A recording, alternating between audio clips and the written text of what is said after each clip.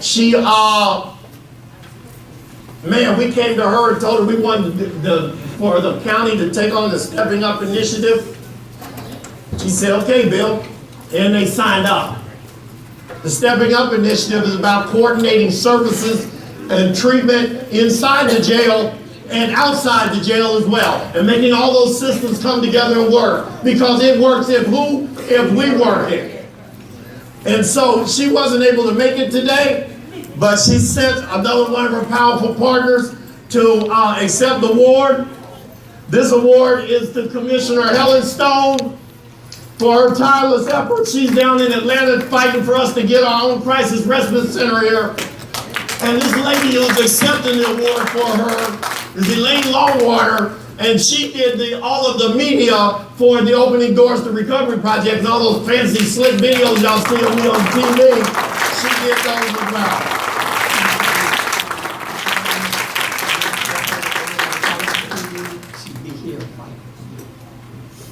Thank you, Elaine.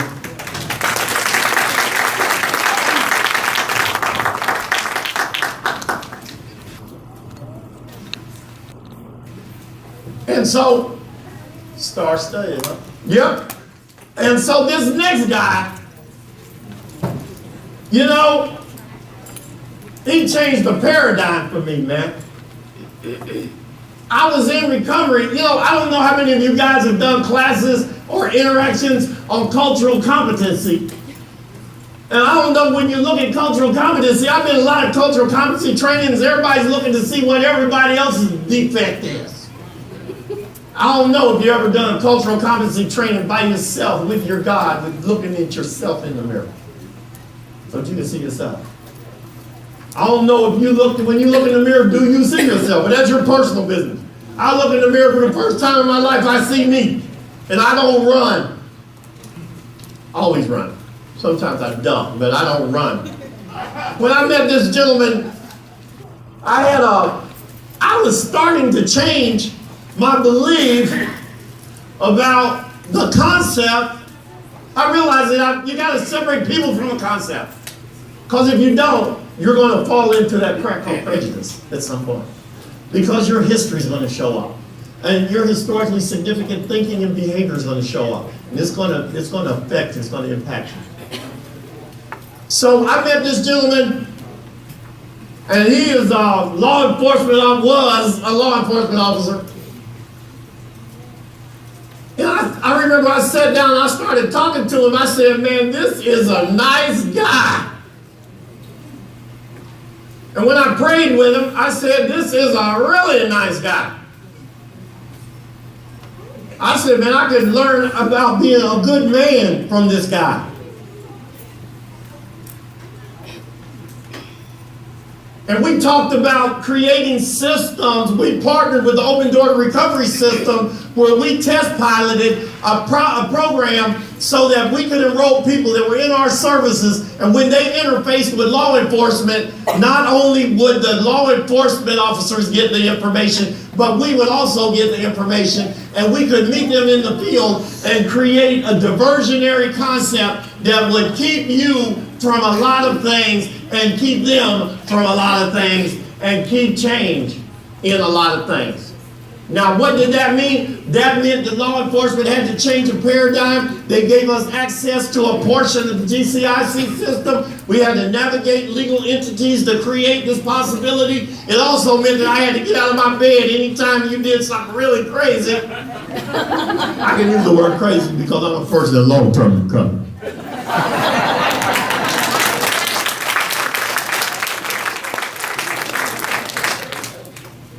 And I remember when we all went down to Las Vegas, I remember, I always thought that if I went to Las Vegas, I kind of had this picture of what that would look like. Yeah, anyway, well, all y'all know about Ziegfeld and all those other things. Anyway, that's another deal. But I always kind of figured that if I went to Las Vegas, I'd definitely be trying to win a little something. And when I walked into the hotel and they're giving away free drinks in the lobby, and I always thought that if I ever was someplace and they was giving away free drinks, I pretty much thought I had it figured out how that would work for me. My God is an awesome, powerful, miracle-working God. When I had the opportunity to go to Las Vegas, God sent Larry with me. And I remember after we got through with the thing, everybody said, hey y'all, let's go up to the strip and have some fun. Larry said, yeah. I said, I think I'm gonna go back to my room and pray. You know what I'm saying? God will do for you what you can't do for yourself. I love this guy, man. I was, you know, I have limited faith, man, because I called when we got ready to do the awards. I said, we got to give an award to Larry. They said, yeah. I called and they said, Larry is, he retired. I'm so busy that he retired and I missed it. I said, he retired. They said, yeah, he retired. I said, how long? What's his retirement? I said, well, that's okay. I got his phone number. And I called the number and he said, I'm sorry, the number you called me.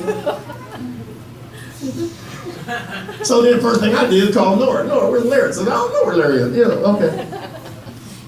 And I asked a couple other people, you know where Larry is? Then I saw the chief. I said, Chief, you know where Larry is? Yeah, Larry retired. What does that mean? I don't know. You have to ask David Cruz or Larry what retired really means. Because they probably understand. I can't figure it out because I keep seeing them. They keep showing up. And you know, but anyway. So then I said, well, I did like everybody else. I looked up on Facebook, right? Hey, keep coming back, right? I sent him a message. And I was talking to somebody, I sent Larry a Facebook message. They said, you think Larry looks at his Facebook? So like if you're a certain age, you probably don't look at your Facebook like once every 6 months or something. I don't know, right? I look at my Facebook to see what all kind of bad things people are saying about me. I couldn't get in touch with Larry. I remember we sat down and we voted about it. So what do we do with Larry's award? I said, well, let's give it to the chief. I said, we got to do something because I told the chief we was going to give him one. If you tell the chief of police you're going to do something, I suggest you do it. I mean, you do what you want. That's just a suggestion. I got a call the other day. I didn't see the number, but I get calls from all over the world, so I got to answer my phone. I got 3 phones, that's bad. But anyway, I answered the phone, I said, hello? He said, hey, Bill. I said, hey. He said, this is Larry. Second time in a month, the police called me on the phone. I said, hey, Larry, how you doing? He said, I'm doing great. He said, I heard you was looking for me. That's a change of paradigm. I'm looking for the police instead of the police looking for me, right? Yes. Yes. I'm looking for him, man, because I love him. I'm looking for him because he's an instrumental in changing a lot of lives. I'm looking for him because he's an advocate. I'm looking for him because in grateful recognition for your service, Larry, we give you a Champion of Recovery Award, and we mean it.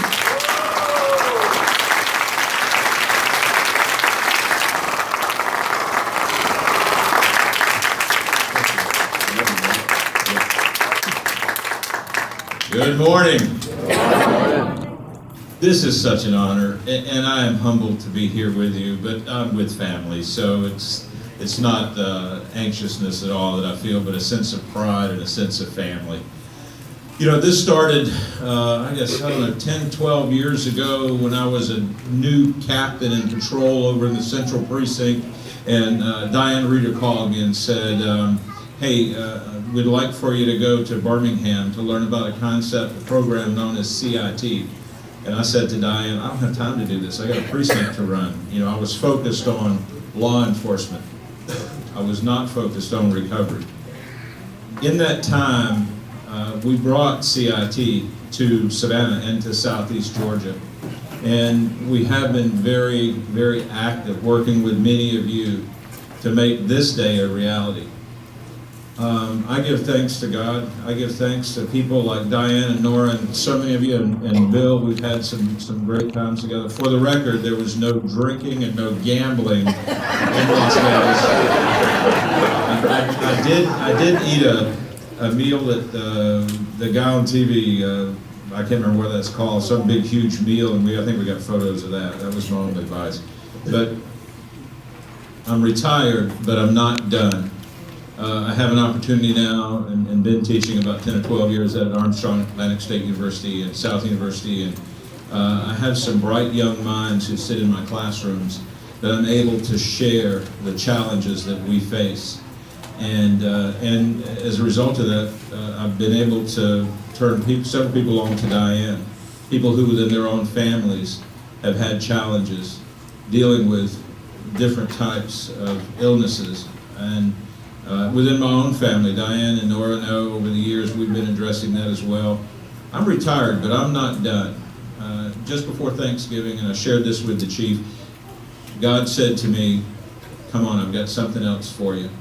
And so I'm patiently waiting, but this may just be an open door. Thank you.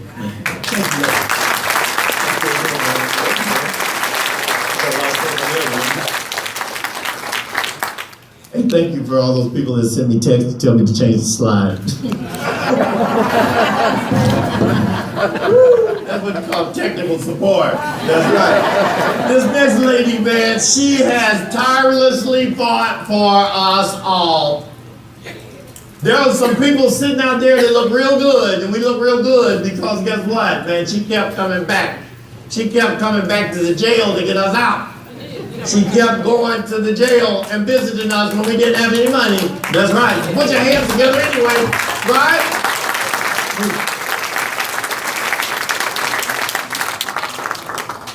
This next lady works in a profession that has been stigmatized because everybody calls them the public pretenders. Everybody has a fixed belief system about if you have a public defender, then you have been compromised. And to a great degree, that may be possible.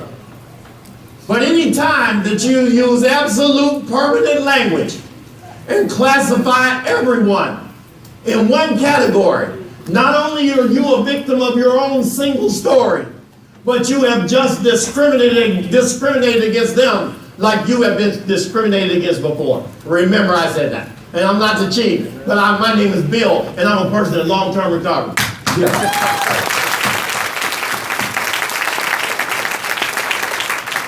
So thank you again for your tireless efforts, Margaret Bach. In grateful recognition of your service, we give you a Champion of Recovery Award.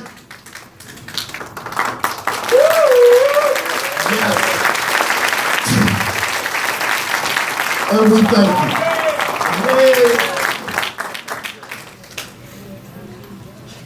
I'm surprised he'd give me a microphone. I've known Billy for 15 years.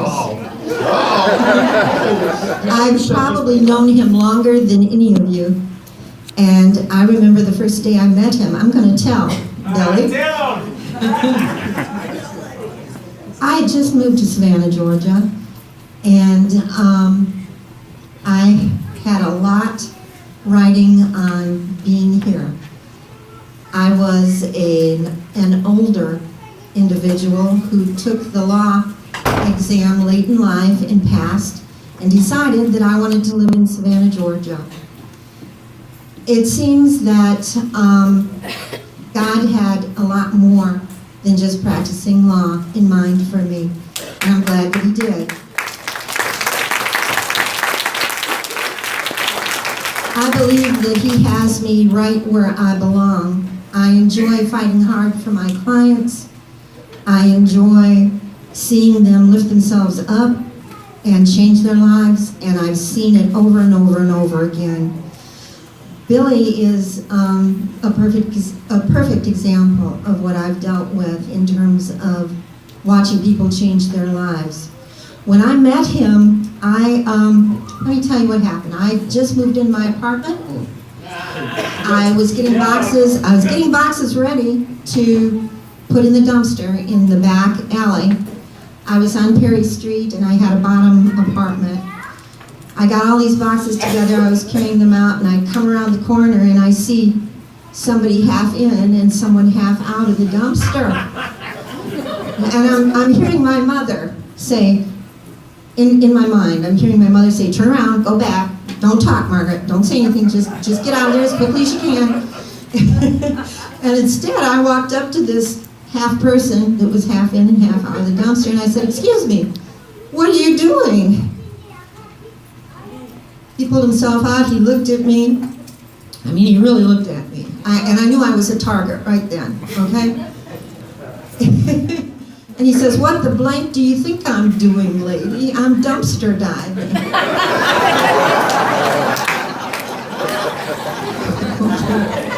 Billy has come a long way from the first time that I met him. I've witnessed a miracle, okay? And I'm proud to be associated with Billy Tyrone Carruthers and anything that he does, because it's been a real lesson in time and effort and belief in God. Billy Tyrone Carruthers is a miracle as far as I'm concerned, and he's reaching out and he's touching lives in a way that is absolutely unbelievable. People love his classes. He's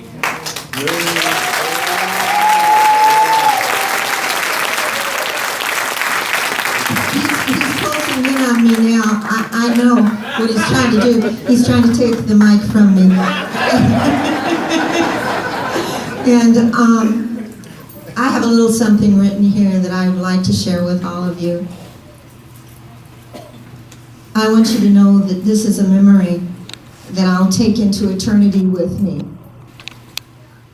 My association with all of you in Billy's classes, those that are my clients as well as those who weren't my clients, I'll get to know you sooner or later, not because you're in and out of Chatham County Detention Center, but because I stop by and I visit the classes frequently.